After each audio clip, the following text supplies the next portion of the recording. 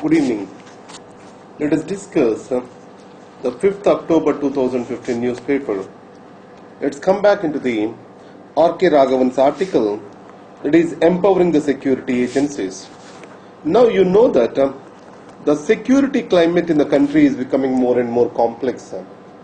For a country such as India, one way there is cross-border terrorism, and also on the other way the homegrown terrorism is increasing. And nowadays we are also seeing the Hindu terror or fringe groups that are involved with various terror acts. So in this context, the information forms very much critical for the intelligence agencies to prevent a terror act from happening. So this information access is a thing which has to be balanced between the rights of the citizens on one side and the security of the nation on the other side. So it means if there is government spying on its citizens or collecting clandestinely the information related to the citizens, it can create an atmosphere of fear, and also the citizens cannot be able to freely express about their opinions. And at the same time, any information that is shared on electronic platforms, etc., is a vital source for the governmental agencies to track or also to investigate about the terror networks nowadays. So in this case, with regard to these tech companies, the encryption is the major challenge. Now, so what this article suggests is, one way we have to empower our security agencies, providing them with the greater information access. Now, in these circumstances, there is every chance that the information may be misused, or authorities can be insensitive in collecting the information, which may do a greater damage to the individual freedom. So, in this context, an oversight or accountability mechanism has to be created for not getting it repeated, or to control the power of the investigative agencies and also the intelligence agencies. A strong oversight mechanism is necessary. Now, second thing is, the digital India needs to go local. So this particular statement is very much important to me. So digital infrastructure may not be much help in addressing the governance and developmental concerns unless it is integrated into the wider structural and institutional reforms. It means that digital India, it has to facilitate the empowerment of the grassroots level institutions. It means that the digital India has to be more meaningful to a revenue worker, to a police constable, auxiliary nurse midwife. So all these people who are at the cutting edge level to the rural India, they shall get empowered and their capabilities have to be increased to make the digital India to be productively useful for the poor and marginalized. So in this context, providing for the training to these cutting edge functionaries and increasing their e-literacy and making the people to use the so-called e-gadgets, all this can create a conducive atmosphere towards creation of inclusive digital India. The next is Universalization of Immunization. Now, if you remember last year, there is pentavalent vaccine was in news. What is this pentavalent vaccine? Gavi Alliance, that is Global Alliance for Vaccination and Immunization, which was promoted by Belinda and Bill Gates. It provides for something called pentavalent vaccination. This is a vaccination against diphtheria, pertussis, tetanus, Haemophilus influenza B and hepatitis B. So DPT plus, Hib vaccine plus, HB, hepatitis B, these 5 components together we call it as pentavalent vaccine. Now in India, there are certain areas where vaccination did not reach to its potential and they are prone to the vaccine preventable diseases. Some innovation has occurred already in this vaccination area.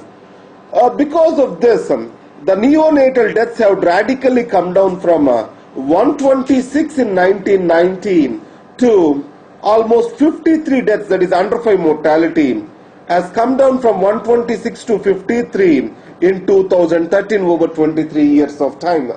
But however, India is the country where the largest number of children are dying from preventable causes of death.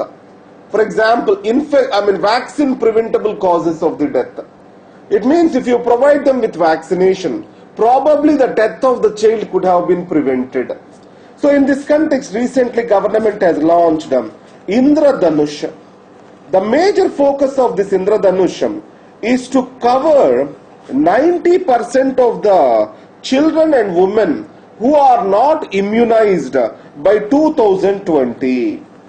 90% who are not immunized by 2020 need to be covered. So for this, what the government is doing is a focused approach towards the tribal belts where the vaccination is low. There the government is giving the attention. In that way it can cover this 90% of the approach. Now in this context, the article also recommends that India can take the expertise and help from WHO, Gavi Alliance, UNICEF, etc. Because the success of India, it becomes a learning experience for many other countries which are facing the similar situation. So the world is looking for India with regard to improvising the vaccination and making it universal. And gas prices and some issues. Now, the gas prices in India, they are pegged to the gas prices in 4 countries. So what are these 4 countries? US, Canada, Mexico and Russia. So these are the 4 countries. Based on that, we determine our gas prices. Because of this, the gas price has come down to $3.8 per unit. Now there are 2 concerns over here. Now there is a time lag between the price movements in these respective markets, that is US, Russia, Mexico and Canada, and the price movement in India. It is almost 1 year plus a quarter, that is 3 months. So 1 year, 3 months of time gap is there. And the second thing is, the prices in West, they are not reflected in the Asian markets. The Asian prices are generally higher than the Western market prices. So in these circumstances, why we have chosen these 4 countries is the second question. And third question has brought in by Mr. Kejriwal, because in the KG-D6 basin, it is explored for the consumption in India. So the prices have to be determined, the cost have to be determined on the basis of the exploration cost rather than the market determined prices. So these are the 3 arguments made. That is the reason why we have to revisit the gas prices. And next is a hope in Sri Lanka. We know that many positive things have happened in Sri Lanka recently. A national unity government has come into existence with a UNDP on one side and other one is Mr. Vikram Singh's party, United UDF on the other side. And the second thing is a reconciliation process has started between the Tamils and Sinhalese parties. So there is some political or a true devolution to the provinces, eastern and northern provinces is about to come up. And the third thing is UN Human Rights Council has given its report to create an hybrid court in Sri Lanka through a legislative process. And this hybrid court shall consist of international jurists, prosecutors, etc. So there is a hope that there will be justice which can be upheld for atrocities that are committed at the flag end of the war, both by the LTTE and also by the Sri Lankan armed forces. So it means there is a hope that is prevailing in Sri Lanka. Now in these circumstances, these expectations cannot be belied for the future of Sri Lanka. And next is inclusive ecosystem for the mental health.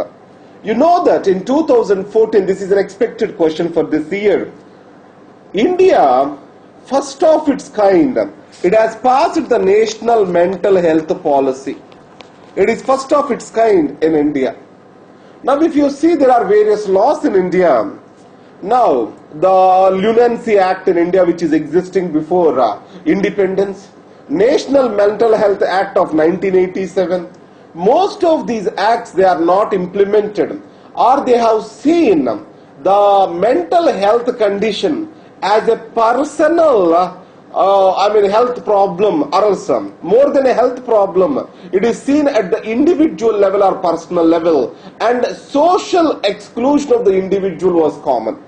So now, the mental health is not just a medical problem, it is also a social problem, because the social outcasting of the mentally ill person is everywhere visible. And the second thing is, the supportive system or caregivers to the mentally ill health persons mostly comes from the family in India. Slowly, the family with mentally health per people, it will drift down the economic ladder and they come into the poverty vicious cycle. So the mental health deprivation, lack of facilities, support systems, etc., they create a vicious cycle of poverty. Now in this context, National Health Policy has radical recommendations to provide tax reductions for the people who are giving caregivers to the mental health victims. And the second thing is decriminalization of so-called as suicide. And next it sees the mental health problem as a disease rather than a personality attribute.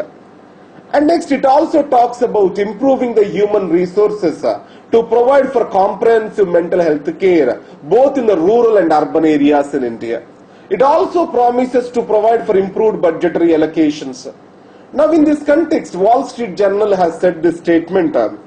It says that in India, it is a landmark policy which is a departure from the past. But however, the implementation is the most difficult one. So till now, though the policy is formulated, the mental health bill is not, is still pending, and no budgetary allocations are made towards the mental health in India. And still, we have one psychiatrist for more than 3 lakh population in country. That shows the severe human resources crunch with regard to the mental health conditions in India.